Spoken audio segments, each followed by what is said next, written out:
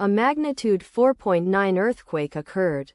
Southern Sumatra, Indonesia. 19 kilometers east of Pagar Alam, Indonesia or 84 kilometers west of Baturaja, Indonesia. On Monday, the 2nd of June 2025, at 17 hours 41 minutes and 48 seconds local time. The quake had a depth of 10 kilometers and was not felt, or at least not reported so. Data source from EMSC. Did you feel it? Let us pray. May the earthquake that occurred not affect our brothers and sisters there. May the earthquake not happen again. And may God protect everyone. Amen.